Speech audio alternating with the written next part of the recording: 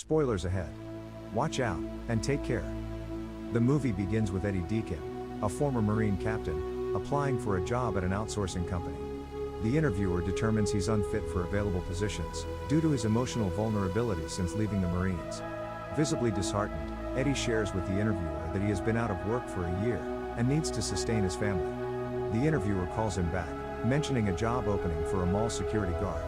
The job is modest pay and requires long hours, but Eddie can start immediately.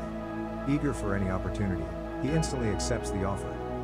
As these events unfold, a convoy of U.S. Marshals is observed escorting an 11-year-old girl, Jamie. She is scheduled to provide crucial testimony the next day, against a notorious criminal organization known as 666. While en route, the convoy's members become aware they are being tailed.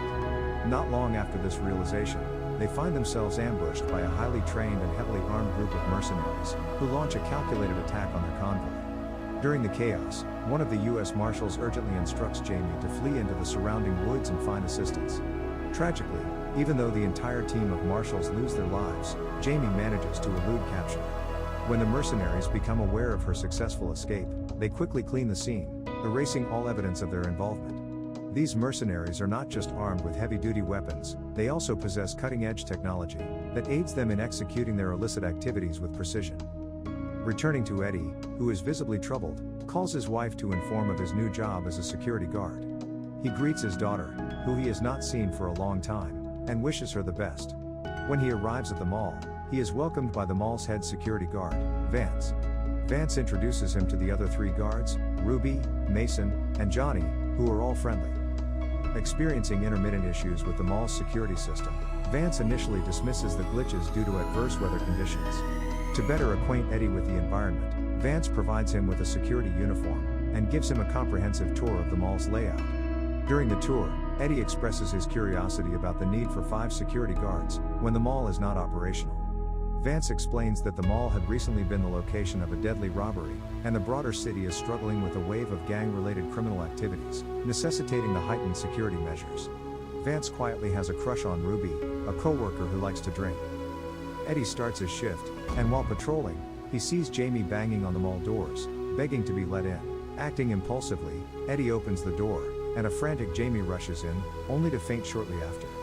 Vance tries to call the police, but oddly, they can't get any cell signal, and the landline is not working. Soon, a man named Charlie shows up at the mall. He claims to be Jamie's father, and is looking for her. Without hesitation, Vance tells another security guard to bring Jamie downstairs. Eddie, however, is skeptical of Charlie. Jamie looks scared, as if she's trying to get away from a harmful father. Eddie quizzes Charlie about details concerning her. Shockingly, he answers every question flawlessly. But when they hand her over to him, she wakes up, screams in horror, and bolts away. Seeing her reaction, Eddie tells Vance not to let Charlie in. What they need to know is that Charlie isn't her father at all. He's actually the leader of mercenaries, who had attacked a U.S. Marshal convoy to capture Jamie. He disguised himself as her dad to get close. Charlie then tries to bribe Vance with cash to get Jamie, and Vance seems tempted. But Eddie steps in, hitting Charlie to stop him. Unfazed, Charlie threatens Eddie and leaves to prepare for an attack. He outlines his strategy to his mercenaries: surround the mall, set up a perimeter, and turn off the guards' vehicles. Meanwhile, Eddie tries to find Jamie, who is hiding somewhere in the mall. Eventually, she comes out and asks him to promise to protect her. He agrees. After gathering everyone together, Mason takes a moment to brief Eddie and the other security guards on the intricate details of Jamie's past.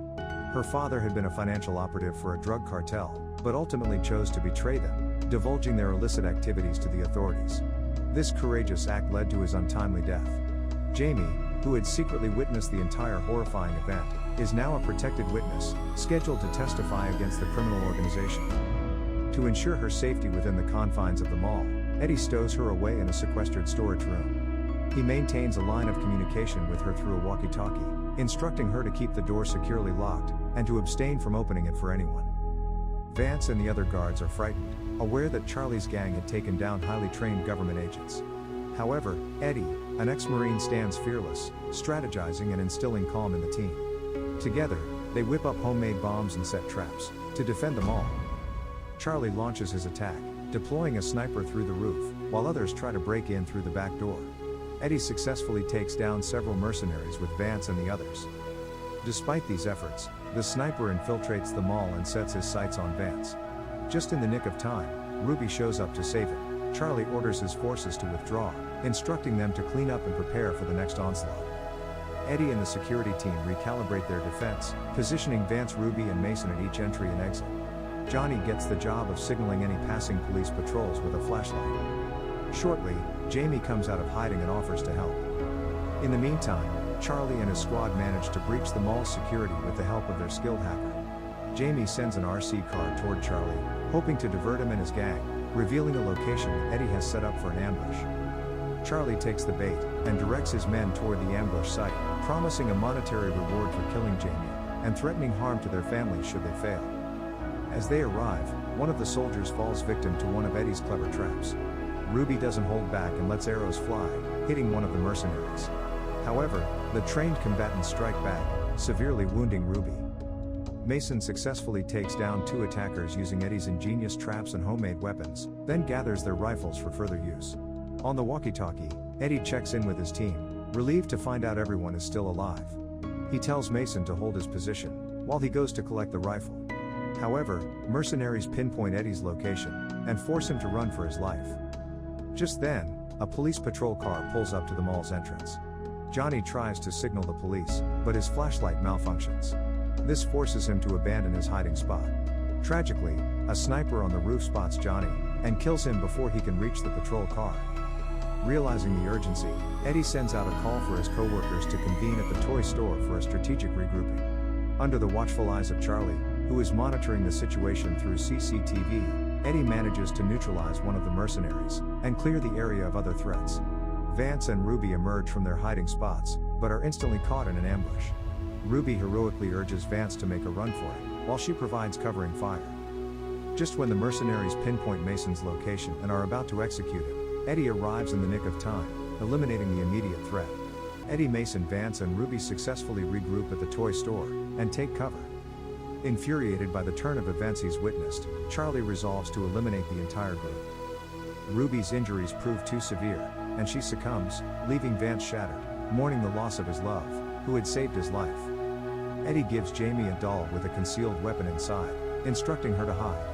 She opens up about her life since her father's death, and the constant threat from 666. Eddie listens sympathetically and apologizes for not grasping the gravity of the situation earlier. He remains steadfast in his commitment, emphatically turning down Charlie's proposition to hand her over. At the same time, Mason's eyes catch the arrival of a U.S. Marshal vehicle pulling into the mall's parking area. Additionally, Eddie spots a van that raises his suspicions. He believes it's Charlie's and assumes it is likely loaded with sophisticated hacking equipment intended to jam their communications.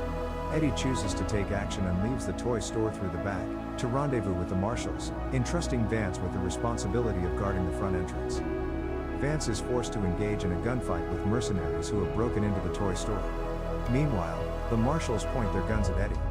He immediately clarifies his role to Mason, indicating Jamie should be brought to them by Mason. However, Eddie realizes these are all imposters. He sees 666 tattoos on their bodies.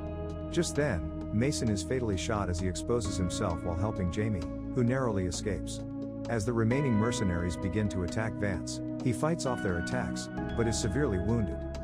The moment Eddie successfully neutralizes the imposter marshals, he directs Jamie to secure a radio, through which he can summon additional assistance.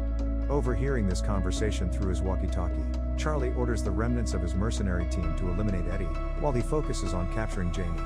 In a high-stakes maneuver, Eddie dashes to take down the radio van he suspects is jamming their communications, and confronts Dead Eyes, Charlie's trusted second-in-command.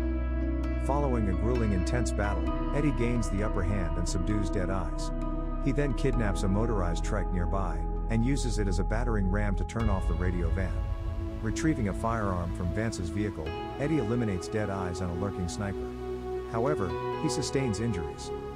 Subsequently, Charlie attempts to forge a connection with Jamie, recounting a personal tale of being abandoned by his father.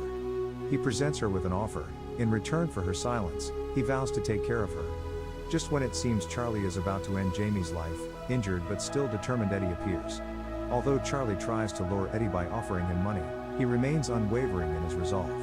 Seizing this crucial moment, Jamie activates a taser cleverly concealed inside the doll Eddie had gifted her. She uses it to temporarily stun Charlie, allowing Eddie to gain control and decisively ends the threat that Charlie poses.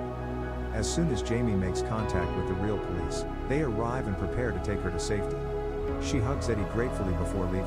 Eddie sees Vance being taken to an ambulance, relieved that he survived. In the days that follow, Jamie visits Eddie in the hospital and praises his paternal qualities. Eventually, her uncle comes to take her home, and Eddie recovers and reunites with his wife and daughter. The end. Thank you for watching. Subscribe us for more videos.